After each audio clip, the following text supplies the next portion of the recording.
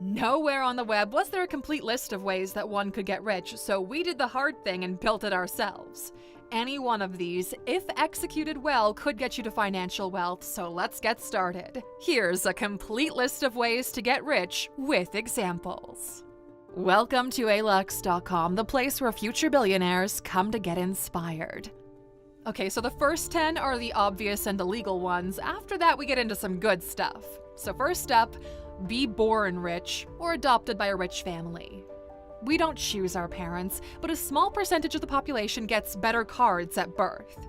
Before you judge them, think that this is the same thing that you want for your kids. You work hard so they don't have to struggle the same way you did. Actually, some of the most successful people in the world were born into middle-class families.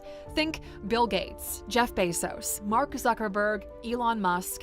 Rich or middle class, they all had access to basic opportunities to build from. They went to university in a developed city, which gave them access to tools and networks.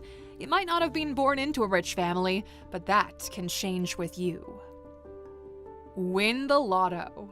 They say lottery is a tax for people who can't do math, but every once in a while the planets do align and you end up with a big winner. People will waste fortunes away, hoping that one day they might be the ones who win big. By the way, 70% of lottery winners end up broke and even more sad than they were before winning the lottery because they had a taste of the money and blew through it all, and now they can't deal with being broke again. Win your way to riches through competitions. You win Who Wants to Be a Millionaire or some other random raffle and you find yourself the big winner of some prize. Some might be more skill-focused while others might be more lottery than strategy. But by the way, whenever you win a car or something on a TV show, that prize doesn't include the tax. So you have to pay that tax out of pocket if you want to receive the actual prize. Most TV game shows never actually give the player that prize. Instead, they settle for a smaller cash amount. Marry rich, divorce someone rich, or have the kid of someone rich. Do you feel some people watching this video getting a bit uneasy when we say that? Well, it is the truth. Out of the top 10 richest women in the world, 9 of them got the money from their husbands through divorce or death, and the other one had a sex tape leaked. Trapping a rich partner by having their child is unfortunately a real way that some people accumulate wealth and fame. You can ask Nick Cannon about it. Inherit the money. Your rich uncle hit it big and then passed away with no next of kin. We're not talking about the scam emails you get pretending to be from a bank manager, but a natural succession of financial wealth. You never know which side of the family doesn't have a will in place, and you might find yourself in a windfall. Have people donate you the money. This is how some pastors get to own private jets. We actually have a video where we break down their entire operation in detail. Human beings are caring by nature, which can spiral out of control once there's an economic incentive added to the mix.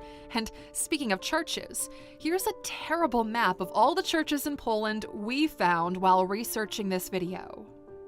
Illegal activities like robbing someone rich. We'll bundle all of these up right here. You've heard about them, you've seen people in the news because of them. Illegal activities are highly profitable, which is why people are willing to risk everything to do them. For everyone listening thinking that you'll get rich and successful doing something illegal, look, okay, going to jail disqualifies you from the game of success. If you can't do it in the light, you shouldn't be doing it at all. Suing someone rich and winning. That someone rich is usually a company. Back in '92, a woman spilled hot McDonald's coffee on herself to the point where she got third-degree burns, totaling $10,000 in medical bills. She asked McDonald's to reimburse her for the costs, and Mickey D's declined, so she sued. Long story short, she won $2.7 million, and McDonald's was forced to change their practices. A lot of people sue big companies and win, but most cases end up with a large financial settlement outside of court. Remember the Red Bull commercial where they said Red Bull gives you wings? Ever wonder why those commercials stopped airing? Well, a guy sued Red Bull and won $13 million because the energy drink didn't give him wings.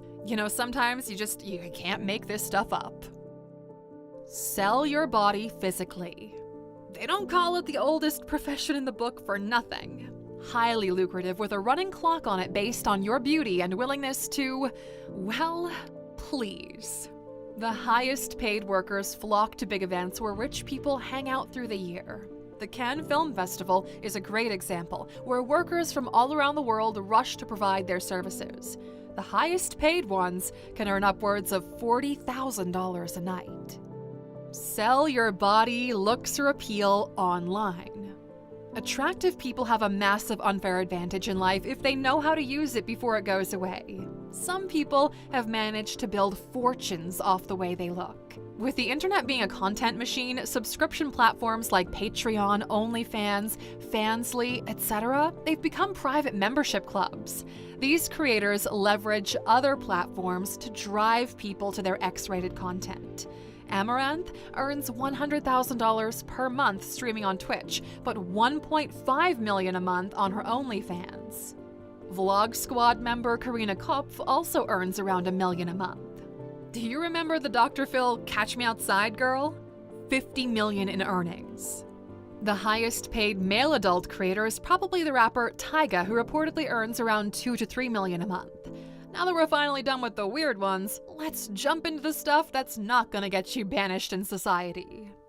Someone rich badly wants something that you have, and that's luck.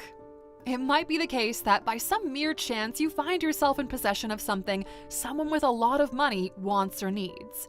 They're used to overpaying, so they'll throw money at you. It's the case for this family in Australia, where they refused to sell their home and move.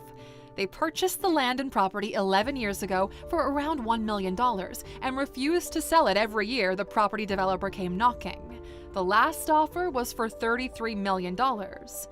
This also happens with cars. Some collector wants that one piece that's missing to complete their collection, and you just so happen to have purchased it at retail years ago. This is what all those auction sites are for, and why a first-generation iPhone sold for $190,373.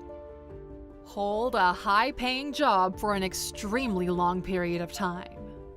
Climbing the corporate ladder can be an extremely effective way to go. If the industry you're in allows for a six-figure salary, all you need to do is stick it out for over 10 years to earn your first million.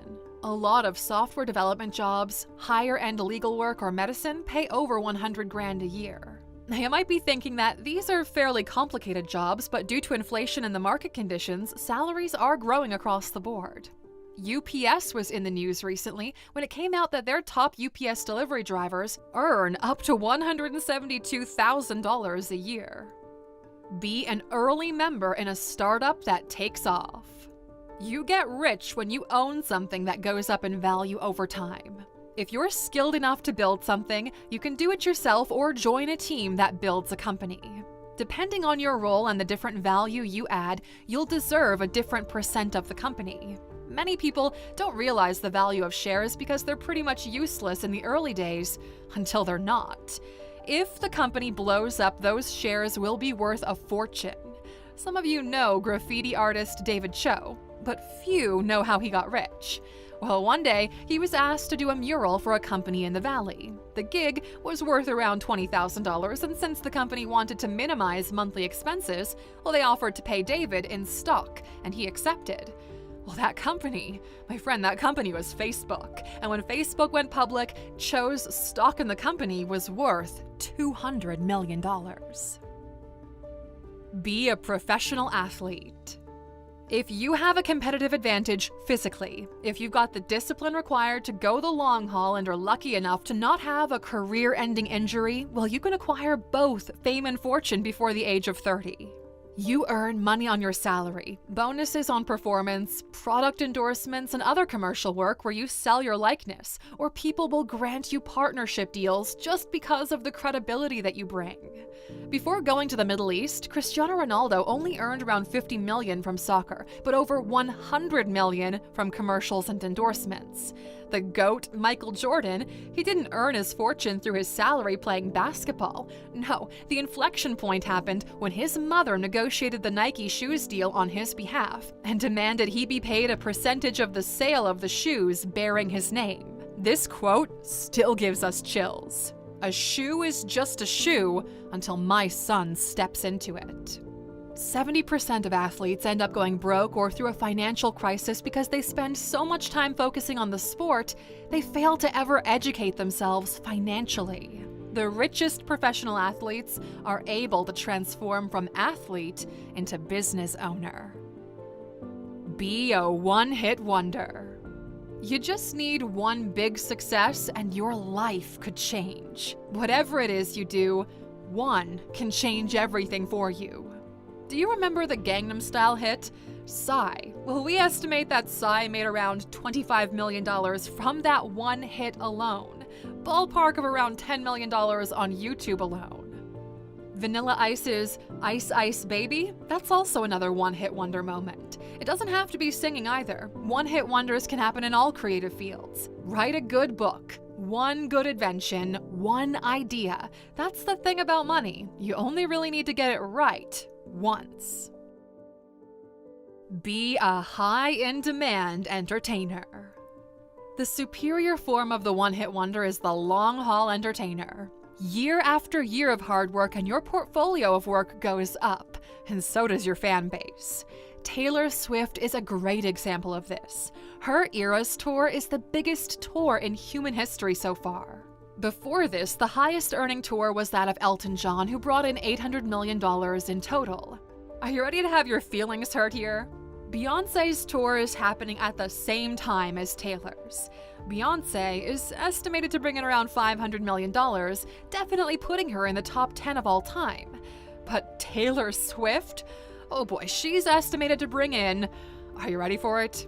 $1.4 billion. Not only does she take number one, but that's 3 times as much as Beyoncé and 50% over Elton in second place. If we just look at the scoreboard alone, Taylor Swift is, and we can't even believe we're saying this, she's the GOAT, undeniably. Talent management. Let's just say you don't have the talent to write your own songs, perform them, produce them, market, and anything else that goes into the entertainment business, but you do have a brain for business. Well, a talent manager makes between 10 to 20% of an artist's earnings. About 15% is the standard deal. They find the artist and get them the opportunities to become big. Scooter Braun is one of the most successful talent managers right now. He's the one who found Justin Bieber and helped him to get international stardom. Other artists managed by Scooter are Demi Lovato, the Black Eyed Peas, the Call Me Maybe Girl, David Guetta, Usher, Hilary Duff, Quavo, Kelly Rowland, the list goes on. If you've ever watched Entourage, think of these people as the Ari Golds of the industry. By the way, the guy the character Ari Gold is based on is named Ari Emanuel. His most recent play was acquiring the UFC from Dana White for $4 billion. Patent an invention. If you're able to figure out a better way to solve a problem that nobody else has solved so far, well, you should patent that idea in order to protect it. Companies will come to you and license the idea from you if they want to deploy your solution, or you could go to the market yourself and make it a successful company. The Snuggie is one of our favorite examples. It's just a blanket, but with sleeves and holes to put your hands through. It's sold for $200 million. Shark Dad's Scrub Daddy crossed $1 billion in lifetime sales. And that's just on the idea front. Did you know that Nokia, yeah, the old phone company Nokia, they've got more than 20,000 patents, including 5,500 patents that are related to 5G technology. Apple is paying Nokia a licensing deal to be able to use that tech. Other examples include the invention of the stapler, Post-it notes, where the inventor invents the idea and gets paid 2 to 3% of whatever money that product is bringing in when produced by a different company. Trademark a name, phrase, logo, or copyright a piece of work. There's a reason why you can't just use the Nike logo on your products. The visual logo is owned by the Nike company. Michael Buffer owns the phrase, "Let's get ready to rumble," so every time you hear that at the beginning of a boxing match or a fight, you know that Michael is getting his $50,000 check. It's the same with many other creative works. The Alux logo is trademarked, meaning nobody else can use our logo. Last year, we trademarked the word Alux in association with media and digital products. Right now, we're in the process of trademarking the phrase future billionaire from our catchphrase, the place where future billionaires come to get inspired. These are unique pieces of intellectual property that we're looking to protect.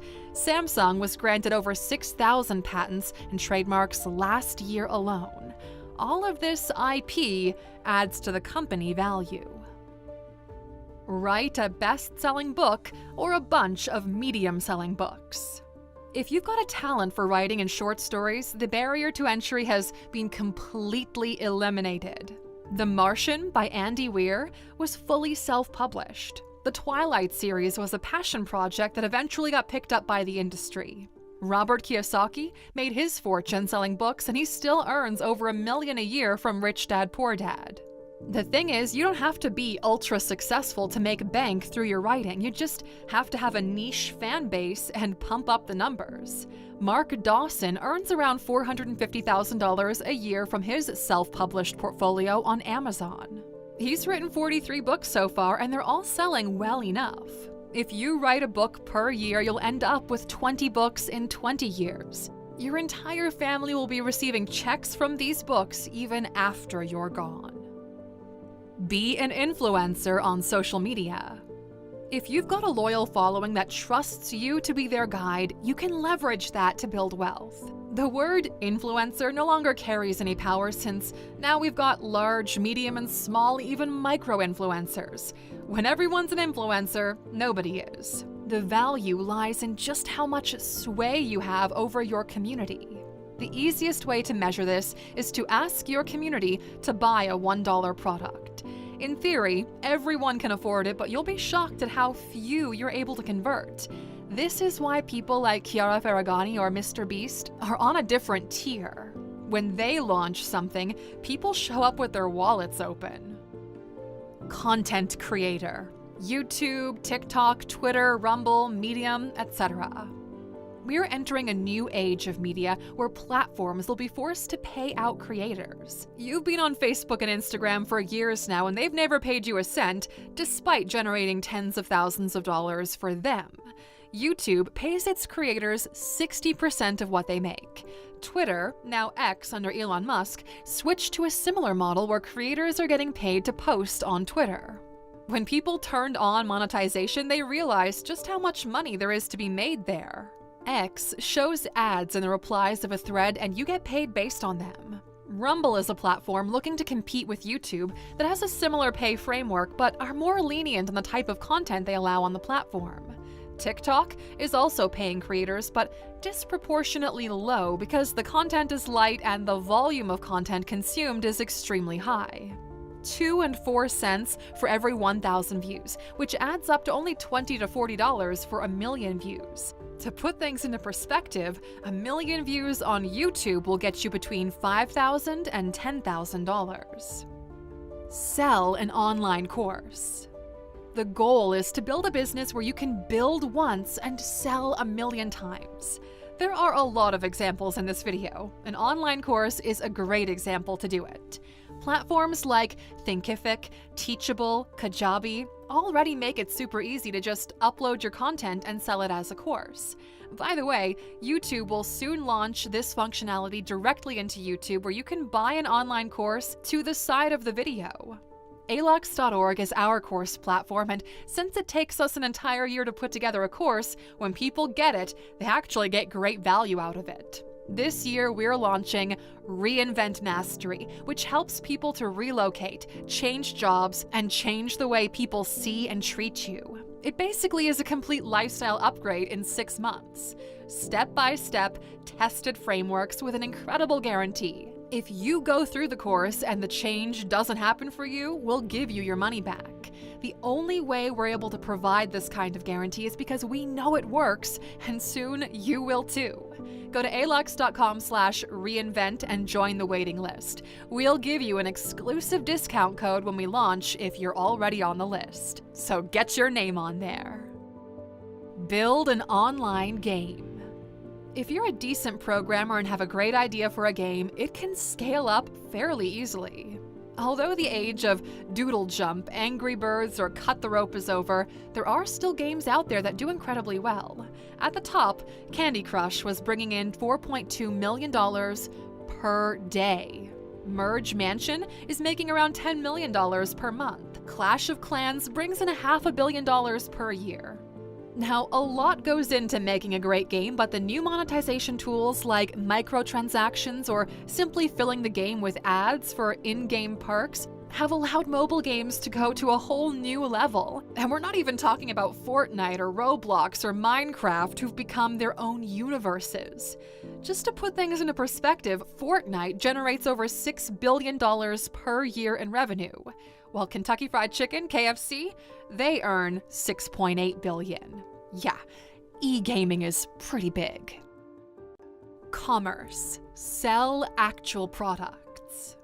Any product that you can literally put together yourself, you can sell for a profit online physically. There are millions of stores and millions of types of businesses that rely on you having a product and selling it for profit, taking the money from that sale to create more products and repeating the cycle.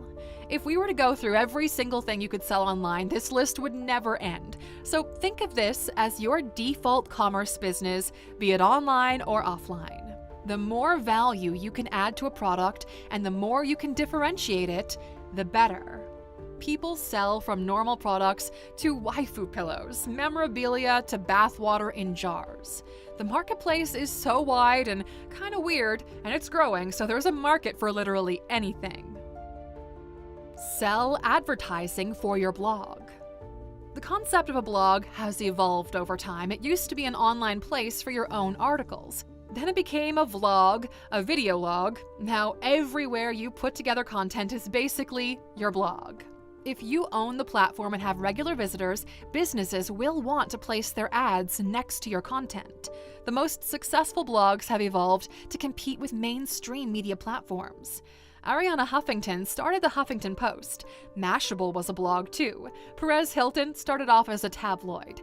All you need is traffic. Google exploded as a business when they launched Google AdSense, a way for people to monetize their blogs, and it's all at the core of how YouTube works today. Sell consulting services.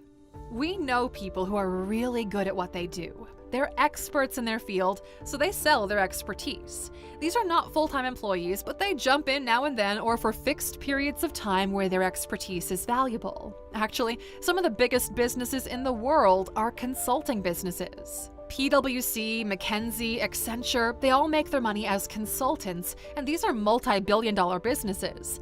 Actually, most employees can immediately increase their income if instead of being an employee, they incorporate and contract their former workplace as a customer for their consulting services. Start an agency business. If we were to start today from absolute zero, we would probably go for an agency business ourselves. We've got enough expertise to be able to add a lot of value to any digital business. You basically create a package of services which you sell to other businesses as an ongoing relationship. For example, $5,000 a month for content creation. We could take care of all of your content for $5,000 every month. We will measure the success of our relationship if our content generates you more than $5,000 in profit.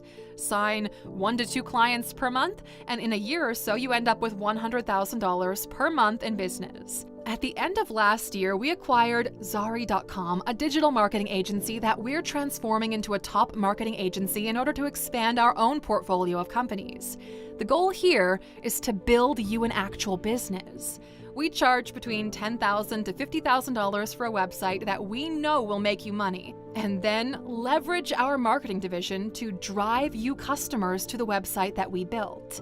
The average Zari client sees an 8x return when working with us, which justifies our pricing. Start a podcast.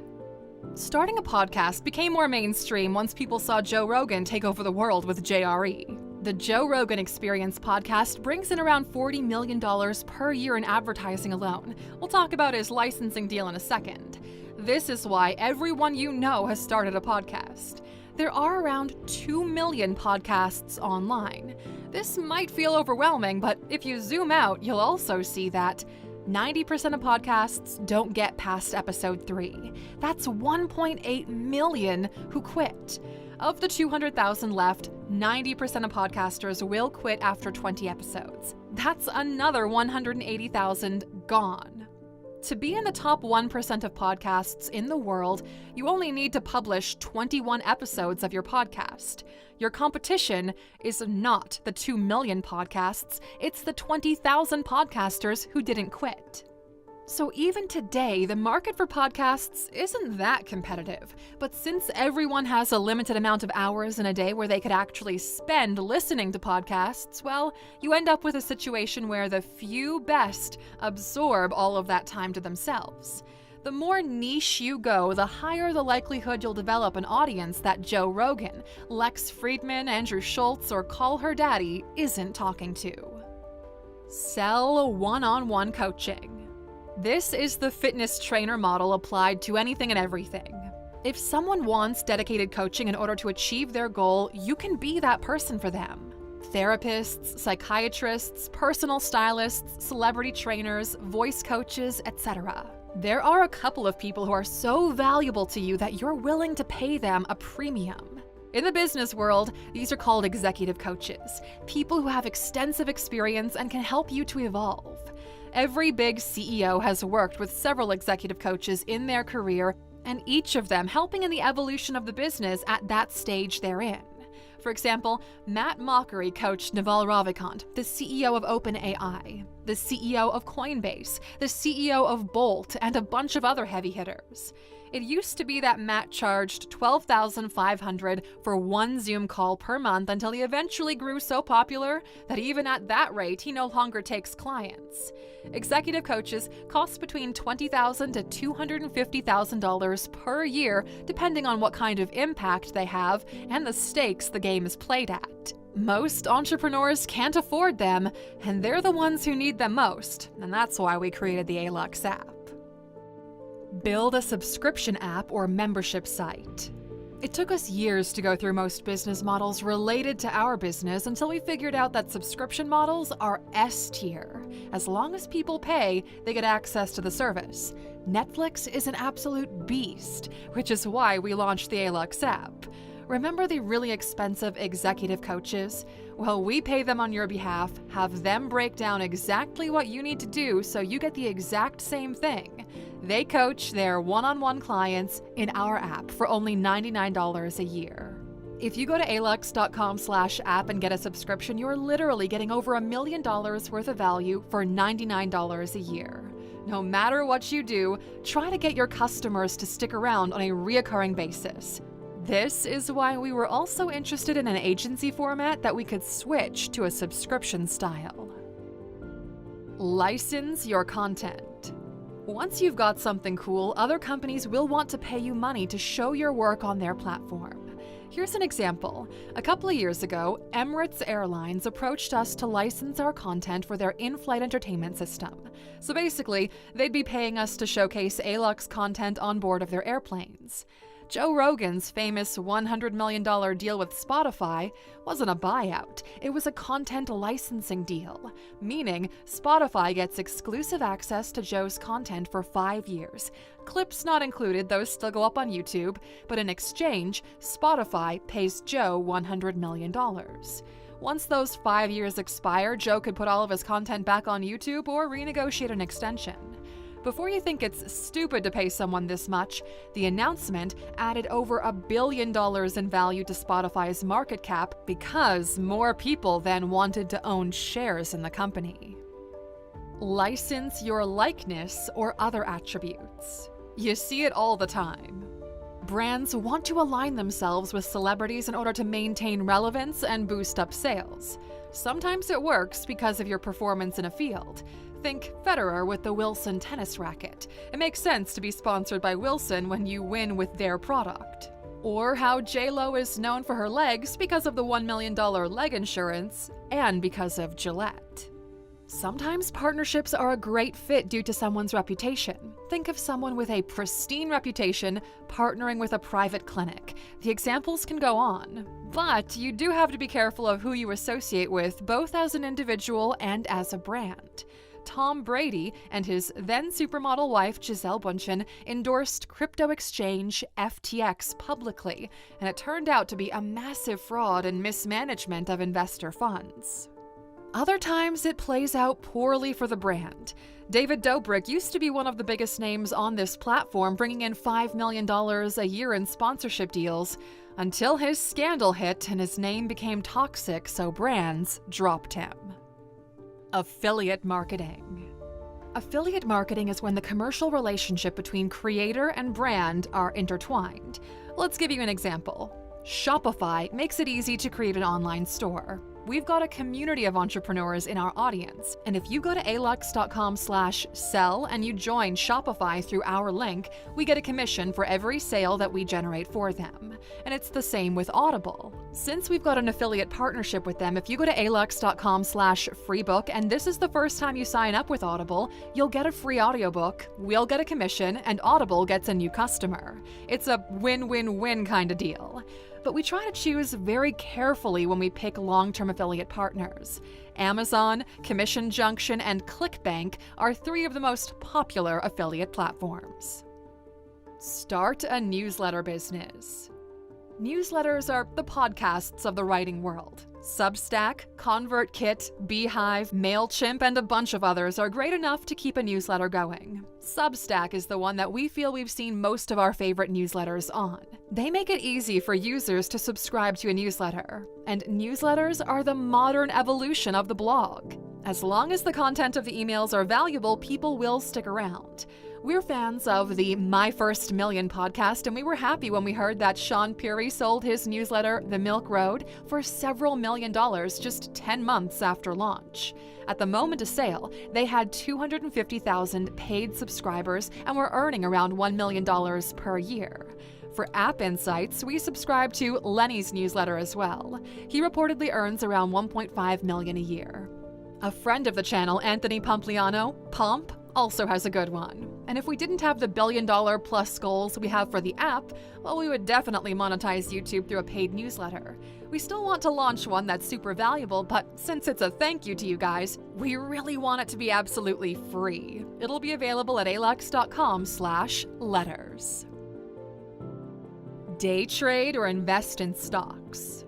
Warren Buffett famously said that if he was young again and had under a $10 million portfolio, he would average between 50 and 100% return year over year simply by investing in stocks. Investing in stocks allows you to share the profits the company makes. Investing regularly will help you to build wealth.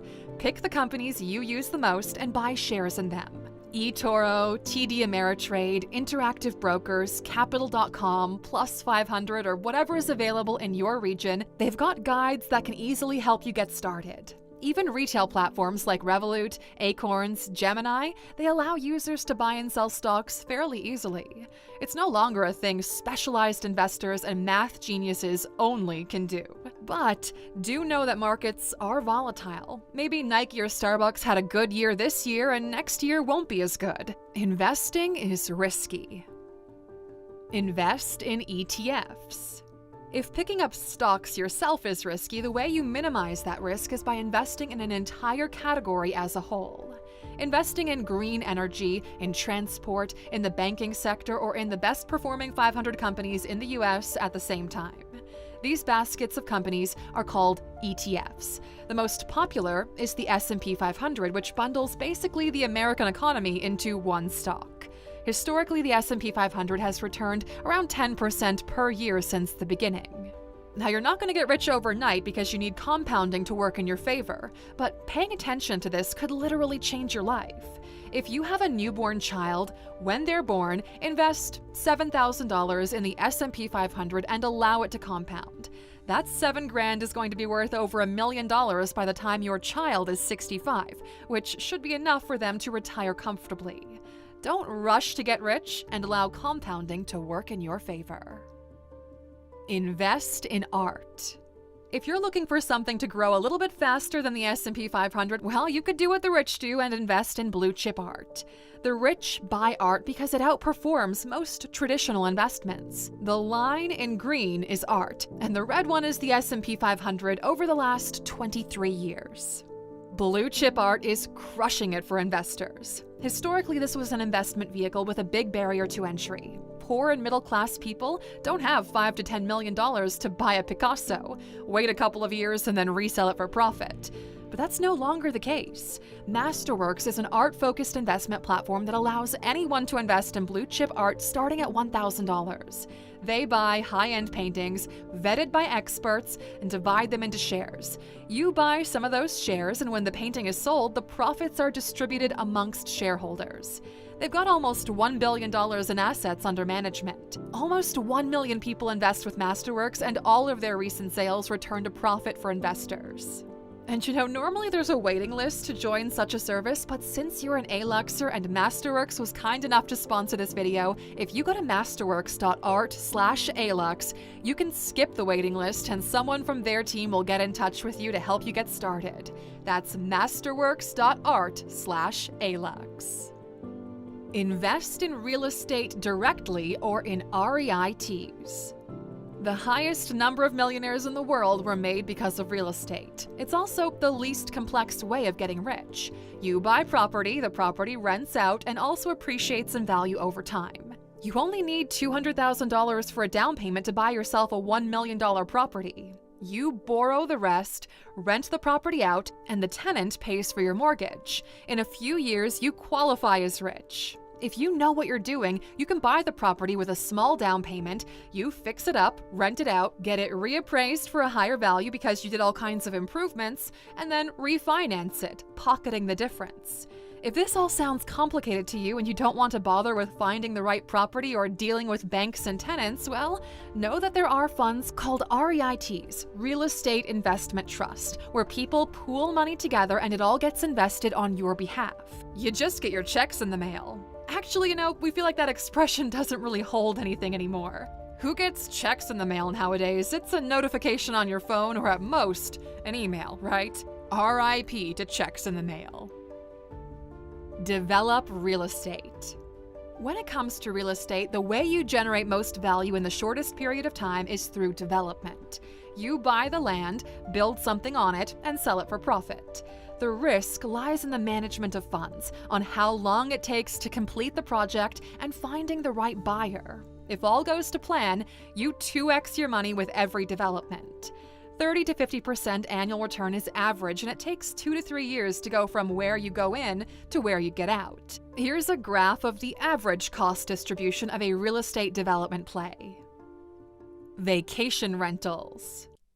The current most profitable real estate investment in terms of rent is in short-term holiday rentals. Listing great properties on Airbnb and booking and renting them out to tourists returns 4 to 10x what you would get for the same property through long-term renting. Outside of everything digital, this has been our go-to investment. We find properties near the city center, we have an interior designer refurbish everything to make them high-end properties, and then we have our property manager take care of the day-to-day rentals. We've made it a habit of adding properties every year. Here's how the math plays out.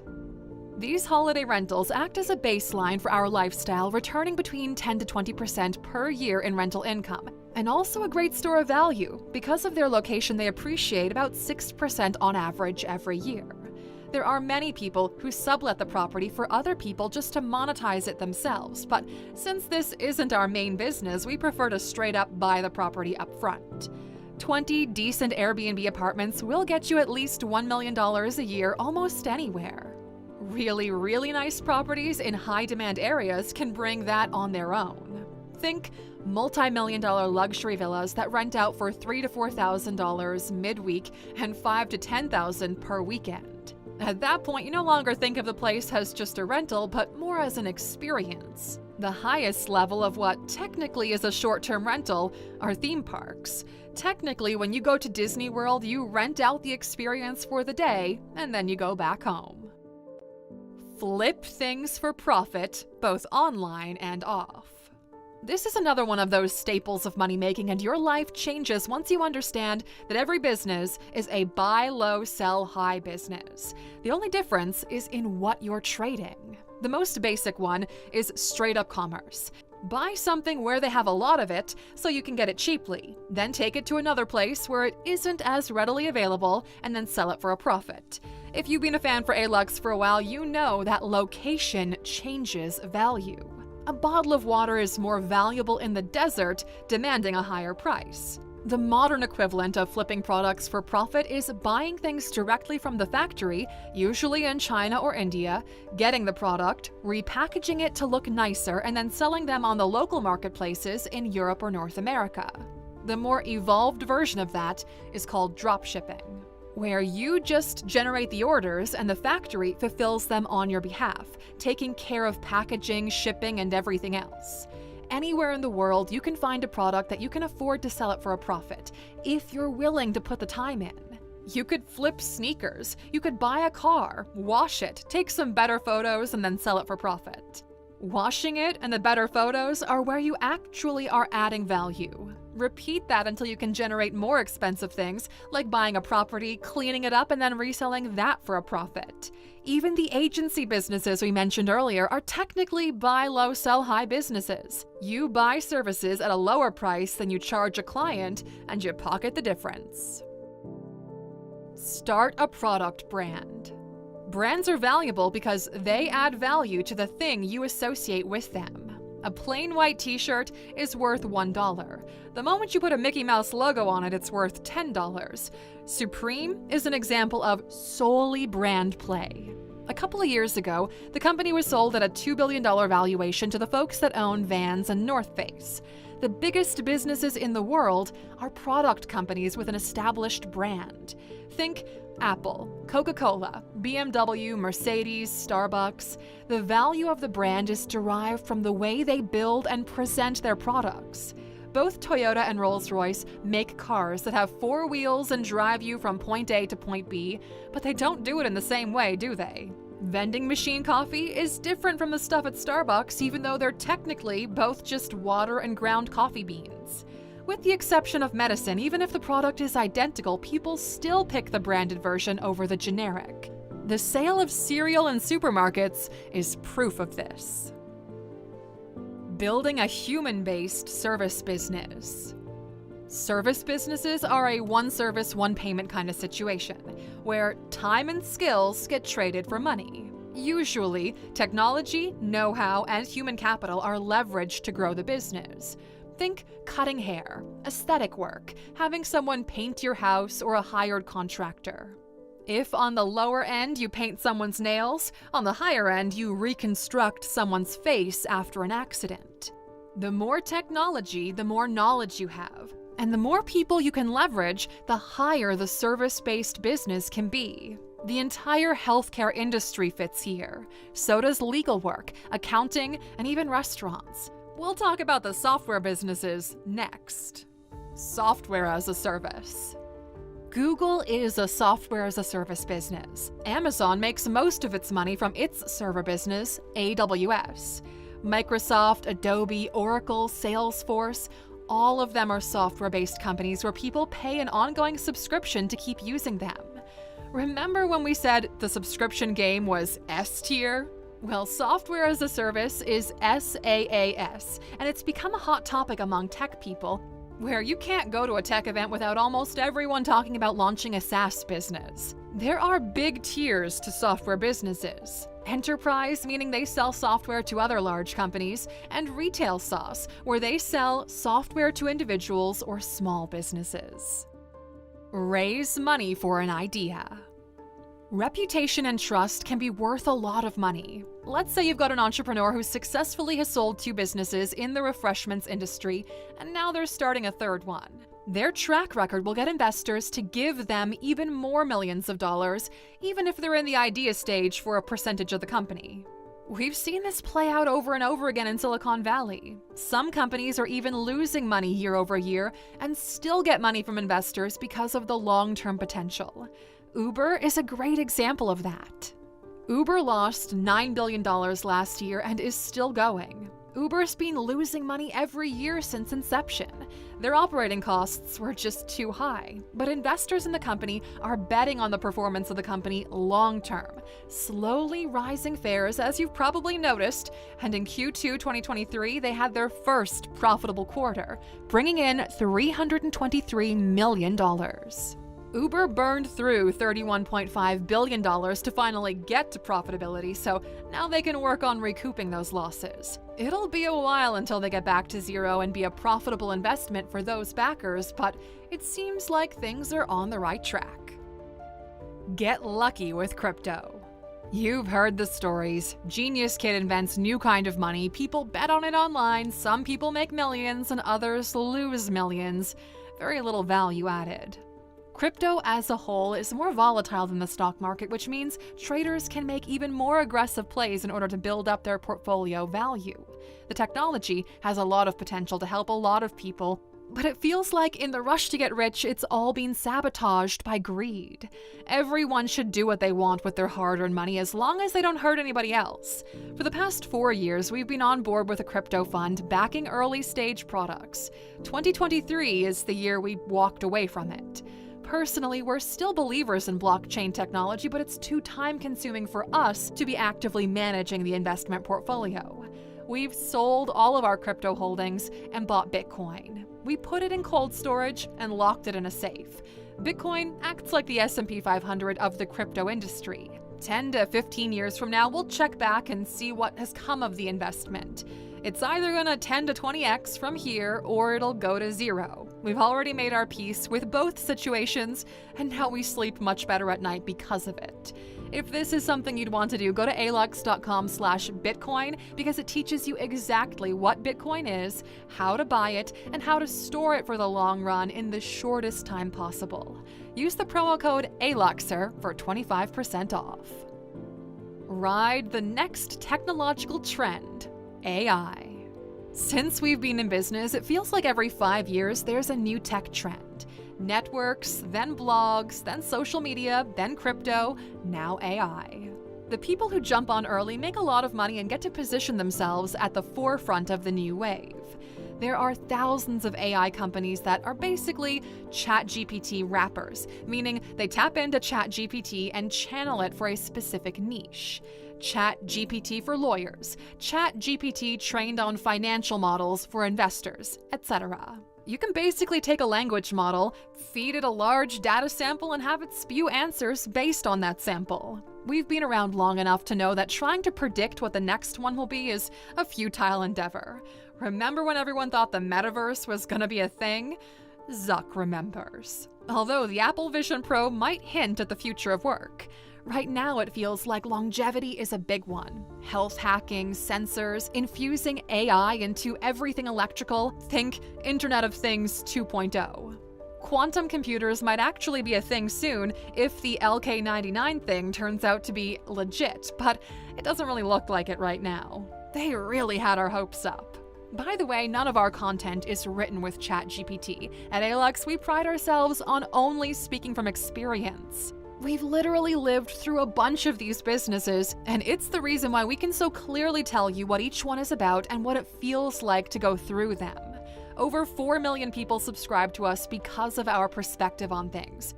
Thank you if you're one of them. We're also, we're kind of funny sometimes. Peer-to-peer lending. Peer-to-peer lending is basically loan sharking, but legal. You give someone money and they lock themselves into a contract to pay it back with interest. There are hundreds of peer-to-peer lending platforms online. For some reason, all of them felt too shady to us, despite some of them being 100% legit and have been around for a while. Lending Club, Kiva, Peerform, Upstart, Prosper are just some of the platforms that you can use. Some of these call themselves microfinancing businesses, but the math is simple. You lend out money and get it back with a 5 to 50% interest depending on the duration of the loan and the amount of risk. Believe it or not, peer-to-peer lending is actually quite common among the rich who finance each other very often. The difference is they do it with much larger amounts. Commission-based skills. We love all commission-based work because it's dependent on outcome. Here's an example. Let's say you are the most skilled diver in the world. Someone found a treasure on the bottom of the ocean and needs your skills to get it out.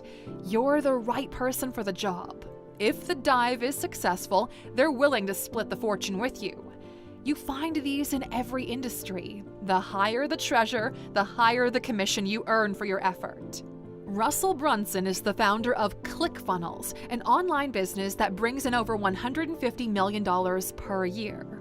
Russell is the OG funnel builder, and for a long time you could commission him to build you a funnel for $1 million. And businesses who needed it would do it because the reward was higher than the cost. Industrial agriculture or livestock. There is a lot of money in cattle and agriculture. A sheep gives wool plus milk, which you can sell for profit and also reproduces. Cattle is one of the few asset categories that not only can be exploited for profit, but also increases in numbers. You can start off with a few, and over a couple of years, you've got a lot. And the same is true for most livestock. By the way, the fastest way for the poorest people in the world to get out of poverty is to raise chickens. With agriculture, it's similar. Seeds have become more efficient, with higher crop density and shorter bloom periods. Rotation crops are also safer for the environment, and with the way commodity prices are going, you can find your yield highly profitable. The average small farm can support a family, which is why for the longest time, most people were farmers. Today we live in a more industrialized and technology-first world, and you can see that with farming as well. Bill Gates is the biggest private owner of farmland in the US. You'll never go poor if you own something people will consistently need. Specialized agriculture or mineral exploitation. There are some crops that only grow under very specific conditions that are limited to a certain geography, so other countries are forced to import them. West Africa, more specifically the Ivory Coast, Nigeria, Cameroon, and Ghana, are all responsible for 70% of all the cocoa in the world. For a long time, the Middle East was the only region in the world where natural pearls could be farmed, until Japan figured out how to mass produce them. The world is building itself up. Raw materials and minerals are needed more than ever. In many countries, you can buy the mineral and exploitation rights for natural resources. Getting the value out of the earth is highly profitable. Customization, repair, restoration, garbage, and recycling. Value can be added through know-how, and there are big opportunities for those who can do it well. Home repair, technological repair, furniture restoration, re-loving, anything. Waste management is one of the biggest industries in the world that's only growing with our population numbers. Waste management is a $1.6 trillion a year industry and expected to double in the next 20 years. To put things into perspective, recycling right now is barely an $80 billion industry. And also, when we say waste management, we mean actually waste management, not the wink wink nudge nudge Sopranos kind of waste management. Import-export business. Since some things can only be found outside of a country, there's a market for those who are able to bring those desired products within. In every country, you will find a handful of people who made billions in the import-export businesses. Coke Industries in the US brings in over $100 billion per year. Vitol is a Swiss-based company that operates in over 40 countries. India's Gautam Adani made his fortune in the import-export business and is now worth $55 billion. Just Google your country plus import-export and you'll find out just how potent that industry is. Franchises. If you've got a repeatable system, you've got two options. You either, 1, open up locations around the world yourself and you own all of them. A great example of this is Andrew Chung, the founder of Panda Express. 2,300 stores, 47,000 associates, and $3 billion in sales. They own everything. Or 2, you franchise the model. McDonald's, Dunkin' Donuts, etc. And you collect a portion of the sales while other people manage them according to your system. Put on your own events. Festivals have gotten bigger and bigger in the last couple of years. Small clubs booking an artist over the weekend for a party are the entry level, and then you go up based on the number of people who get to attend and buy tickets. Tomorrowland, Coachella, South by Southwest, Untold, Burning Man, the list just seems to get bigger and bigger. On average, Coachella grosses over $115 million in ticket sales across both weekends and makes tens of millions more in food, beverage, and hospitality services. Private equity. Invest in other people's businesses. If you've got a little bit of money, buying businesses and growing them can be incredibly lucrative. If real estate gets you 6 to 10% per year, buying a boring business can get you 30, 40, 50% returns per year. Cody Sanchez has made a name for herself online by doing just this. You can buy them fully and you become both the owner and the operator, or you could buy a portion of the business and just help the founder scale up. Business extraordinaire Alex Hormozi gathered a $200 million per year portfolio of businesses. And like them, there are a bunch of other people you've never heard of. You buy a business, fix its operations, upgrade the way it does business, and then you keep the profit or sell it for 20 times what you paid for it to another private equity fund that plans on doing the same thing. In the digital world, you've got platforms like Flippa or Acquire.com where you can browse real businesses that others are selling. Move things and people from one place to another. The cargo shipping industry alone is expected to top $4 trillion in the next 7 years.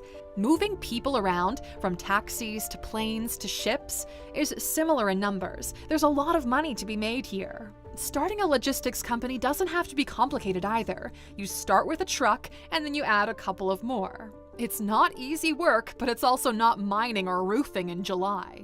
The name might not be as well known in the US, but before we had tech, everyone knew who Aristotle Onassis was. He was the richest man of the 20th century, and he built all of it on a shipping empire. In the 1920s, at the age of 25, he'd already become a millionaire. The man is fully self-made and built his entire fortune on one strategic deal at a time. He built a cigarette company, introduced smoking to women, that made it his mission to be the only person to ship goods around the world. At the peak of the Great Depression, he buys his first ship for half of what they're worth. The business started booming when he negotiated directly with the kings of Arabia to be the only one allowed to transport oil out of the region. The US government had to threaten military war to stop Onassis from becoming the largest figure in human history. From Athens, he settled in Buenos Aires, taking over the region. He then eventually moved to New York. When the Suez Canal was blocked and the demand for goods and oil skyrocketed, Onassis was the only person who had a fleet large enough to keep the world going. Reports say that at the time, he was making $2 million per tanker per trip. This is at the time when the word billionaire wasn't even invented yet. Be a matchmaker. There is money to be made in the ability to find matching puzzle pieces that need one another but don't know one another. Some of the richest people in the world are just incredibly well connected. Think of these matchmakers like the real estate agent of the business world, but less brokery and with more finesse. You want to have a champagne business. Someone else has a chain of nightclubs. The matchmaker makes the deal happen so everyone wins and gets a slice of the pie. They even facilitate company sales. The world of investment banking was built on this model. You want to sell a business. I'll find you a buyer to pay even more than what it's worth, and I'll get 10% of the deal. And for smaller companies, it drops down to 1 or 2% or even a flat rate on multi-billion-dollar deals. We've got a lot of friends in the investment banking world in Manhattan, and we were shocked to learn that a small business is a company valued between $50 and $300 million. Power broker, politicians. Have you noticed how politicians are some of the richest people in the world despite earning less yearly than a high-paid UPS driver? We wonder how they manage to do it. We all know. Power brokering has its roots in elections. Someone who has the ability to sway the outcome of a vote. But more recently, it's become widely used in the business world. It relates to people who can make the deal happen at a cost. The world is corrupt. Government contracts aren't always awarded fully transparently, and guess what? There are people who open doors for others. Some folks even get into illegal ways and then blackmail others into getting what they want based on privileged information. Jeffrey Epstein was one of these power brokers, getting rich and influential individuals to compromise themselves and then slowly taking over their resources. Epstein did this with Victoria's Secret owner Leslie Wexner. It had gotten to a point where Epstein was fully in charge of Wexner's finances. He could borrow money freely, he was in charge of spending and acquisitions, signed his tax returns, and even gifted himself mansions and properties. In a couple of years, the gifts added up to around $100 million. All of this power brokering gathered him over $500 million in total. And then he pissed off some people with a lot more reach than he had. We feel like this story simply went away, but all the evidence showed that Jeffrey Epstein didn't kill himself. Insurer. People are willing to pay a premium to mitigate risk. If you pay me this amount, I'll take the risk for you. You're transporting $100,000 worth of fragile china from one country to another? I'll take that risk for you for $3,000. If they break, I'll pay you $100,000. If they don't, I keep the $3,000. This is how insurance companies have become some of the richest in the world. The global insurance industry is estimated to be around $6 trillion, and it spans everything you can think of. Whenever there's a risk, an insurance company is willing to throw their hat in the ring. You all know about life insurance or shipping insurance, but if you're a farmer, there's crop insurance where if the weather ruins your crops, you still get paid. People insure anything they want. You can insure your wedding. If an accident happens and ruins the venue, you are not on the hook. Kidnap insurance is another one where if you travel to a dangerous place, you want to make sure there are funds available to get you back safely. Football players insure their legs. Artists insure their special talent, like if their voice were to be affected by an accident and they couldn't perform. In the high-end business world, it's actually common for the company to take out an insurance claim on key business individuals. Apple is insuring Tim Cook because his potential death would affect the stock price.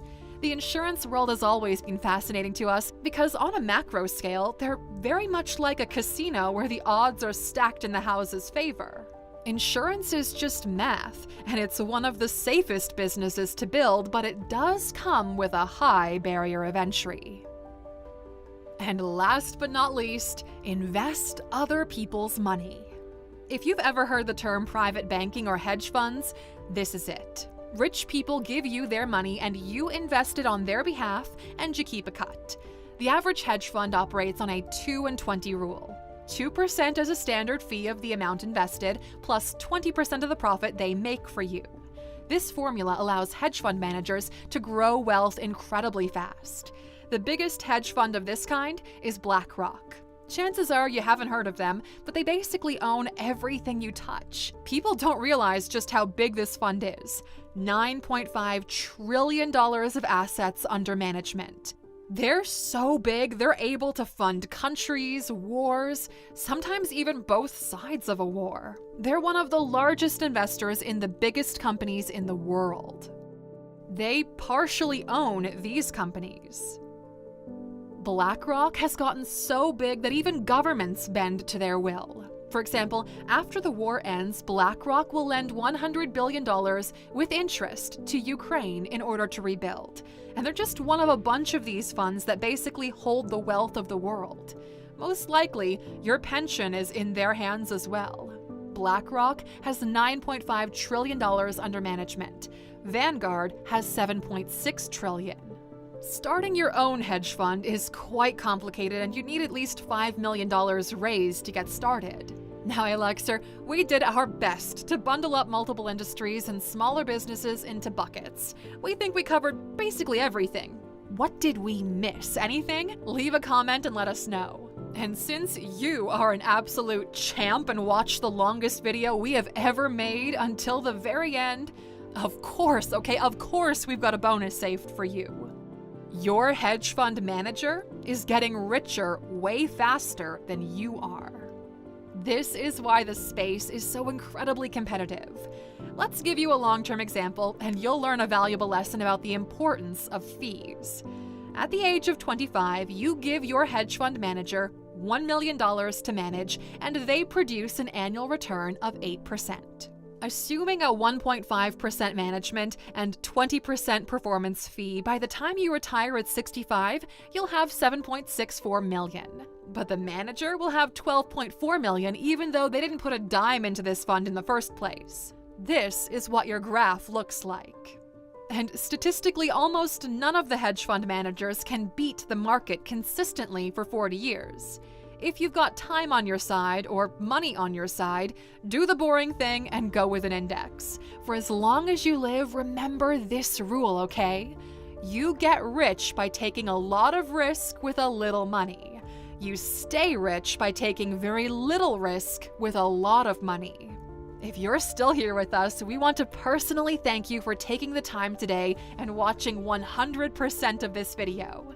If you're seeing this, please write 100% in the comments. Since this is the longest video we've ever done, we're really curious to see just how many of you got to the very end. You are awesome, my friend.